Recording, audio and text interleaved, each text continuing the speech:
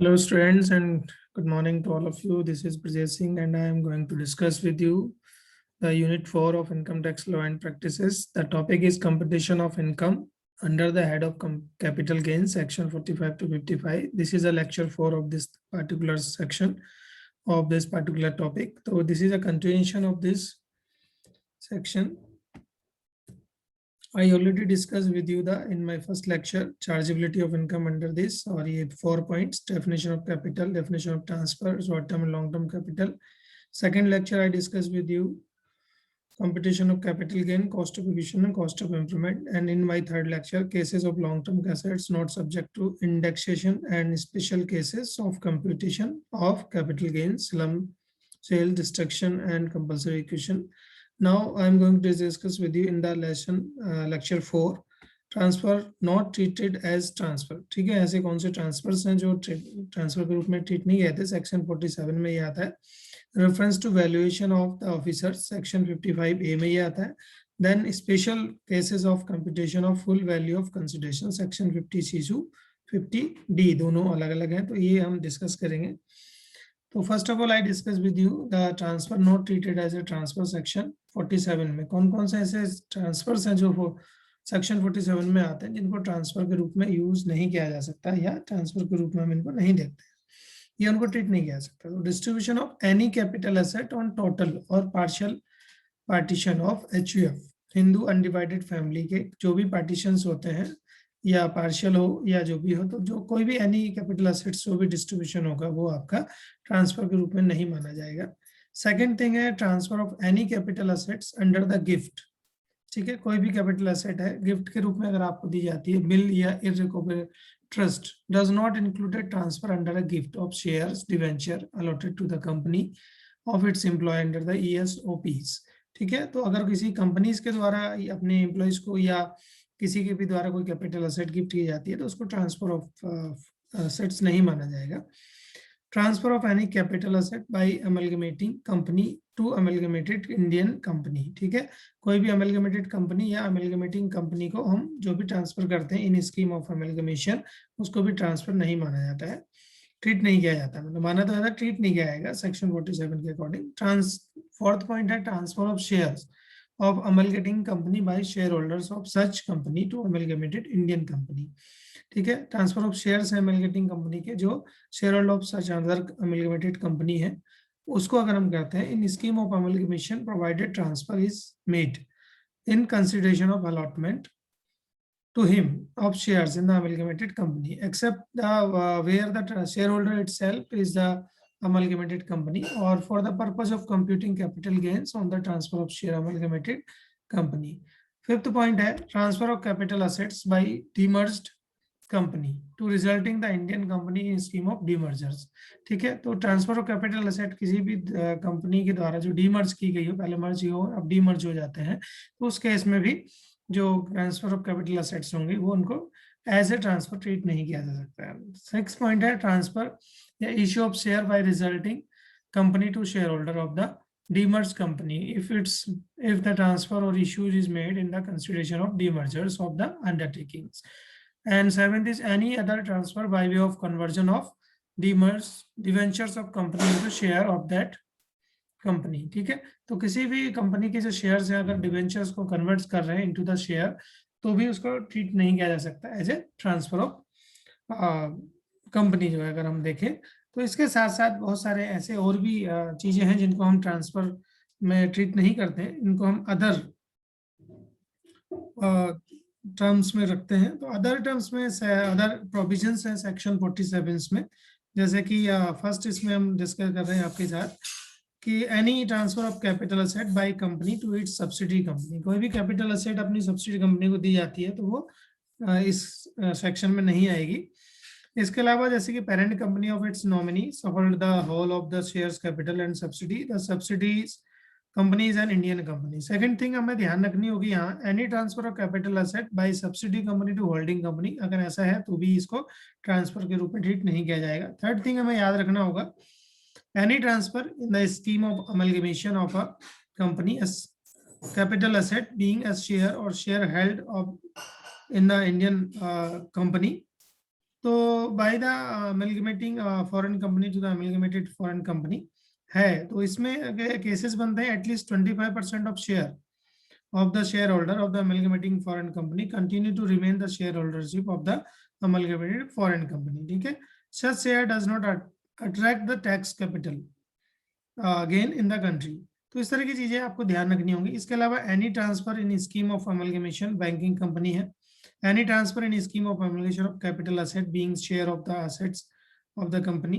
तो ऐसे बहुत सारी पॉइंट्स हैं जिसमें हम अलग अलग पॉइंट्स को देख सकते हैं. इसके अलावा 6 पॉइंट है आपका any capital in the demerger of capital asset, ये आपने आपको बताया. Any transfer of business recognition of capital asset by the producers of the cooperative bank to the successor of cooperative bank. Predecessor of cooperative bank जो होती है उनके जो successor of cooperative bank से वो ट्रांसफर अगर बिजनेस कर रहे हैं तो भी इसको नहीं माना जाएगा. Any transfer by share holder in business recognition, ठीक है. या इसके अलावा any transfer in demerger of capital section 9 है, इसमें देखते हैं तो ये एक्सप्लेनेशन सेक्शन 9(1) में ही दिया गया है.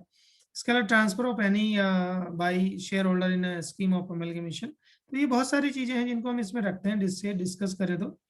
इसके अलावा any transfer of capital asset being a government security carrying a periodic payment of interest made outside India through an intermediaries dealing in settlement of security or non-resident to the another non-resident. तो ये इसमें आ सकता है. या transfer of sovereign gold bond है, ऐसे ही reserve bank of India under the sovereign gold bond scheme 2015 के अंडर है. Any transfer of agriculture land है in India affected from any 1 March of 1970 के बाद, ठीक है. Any transfer of capital asset being any work of art archaeologist scientific and art and collection manuscript, drawing, painting, photographing or print, government or university of the national art gallery, national architecture, public museum institution as may be notified by the central government, official gazette of the notion and importance of the state. Any transfer by way of conversion of bonds, any transfer by way of conversion of preference share of the company into equity share, any transfer made on or before 31st day of December 1998 by a person of the capital asset, ठीक है. any transfer of capital asset being a land of Sikh Industries Company made under the sanction under section 18 of Sikh Industrial Companies Act 1985, ठीक है. या any transfer of capital asset intangible asset by firm of a company as a result of succession of the business firm or business carried. तो ऐसे बहुत सारे points हैं जिनको हम कह सकते हैं कि ट्रांसफर के रूप में ट्रीट नहीं किए जाते. तो ऐसे डिफरेंट टर्म्स हैं, तो इन टर्म्स को आपको ध्यान रखना होगा. इसके अलावा बहुत सारी चीजें हैं जिसको हम इसमें देख सकते हैं.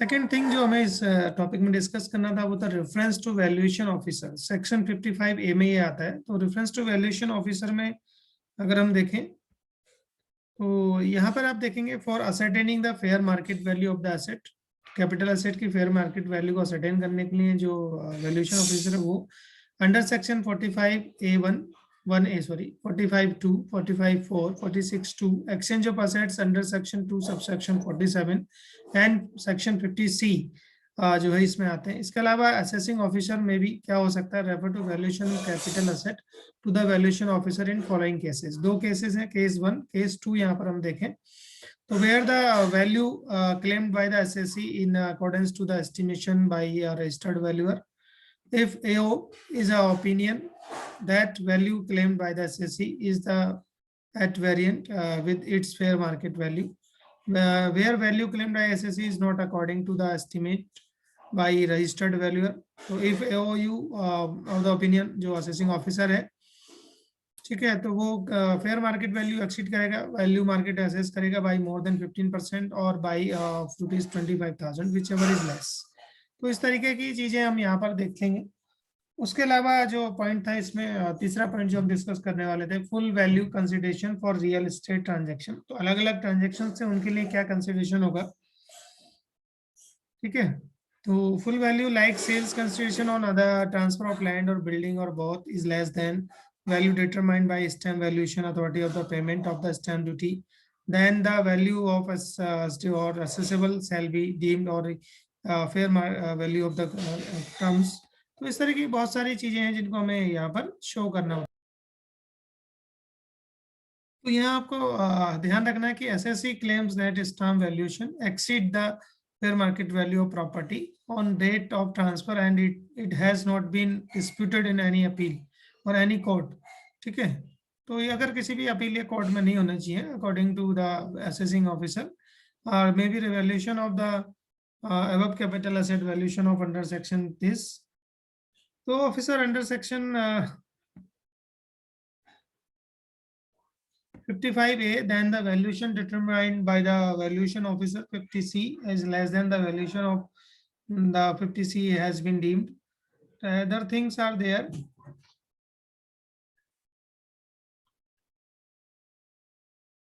So valuation determined by valuation officer under section 50C is less than stamp valuation of value of under section 50C shall be deemed to be the fair market committee. So provided also where the value adopted or the assessed or assessable by the stamp valuation authority does not exceed on any 100 or 5%. तो ठीक है 100 and 5%. अगर नहीं not exceeding 100 and 5%. तो इससे ऊपर नहीं जाना चाहिए. तो transfer then consideration of receiving accruing the result of transfer shall be purpose of section 48. तो फाइनेंस एक्ट 2018 में आया था. इसके अलावा बहुत सारे प्रोविजंस हो सकते हैं. Above provisions shall apply only in case of where the amount of consideration is part thereof has been received by way of an account paying check or account paying bank.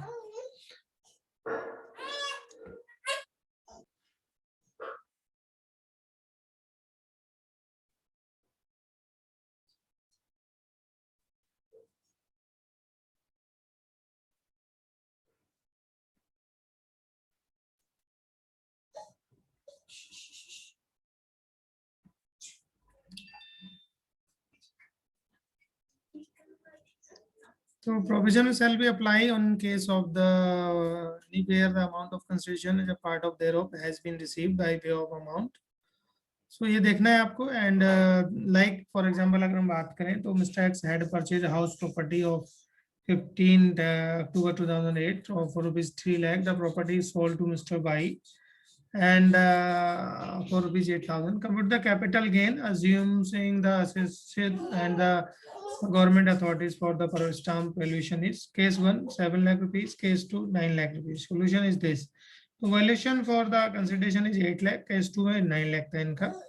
Less इसमें से जो आपके जो ICOA है वो valuation था वो घट जाएगा. तो इसका 3 लाख इंटू दिस जो हमने इंडेक्सेशन है तो इंडेक्सेशन से दोनों निकाला तो LTGA long term capital gain जो है 1,67,000 और इसका 2,67,000 रुपये करीब बनेगा. तो इस टाइप से जो केसेज हैं वो यहाँ पर आ जाते हैं. इसके अलावा full value consideration for the transfer of share other than equated share of this section 50CA में यह आता है. तो if the consideration of transfer of share of a company other than the quoted share is less than the fair market value, अगर जो quoted share है उसका fair market value से कम होता है तो यहाँ पर determine the prescribed manner FMV जो होती है fair market value shall be deemed to the consideration. So provided that the provision for this section shall not apply to any consideration received or occurring a result of transfer of such class of persons and subject to the condition may be prescribed. So fair market value basically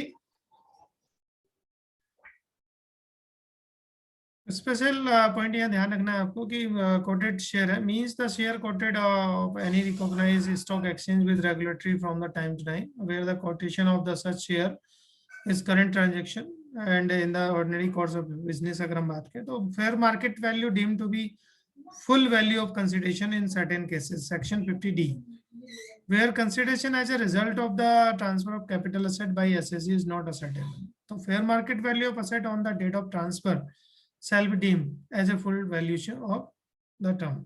तो इस तरीके से जो अलग अलग term है उसको हम income exempted from compulsory question की बात है तो ये अलग अलग पॉइंट है, इसको हम डिस्कस करेंगे बाद में. तो I hope understand. Thank you very much for that particular thing.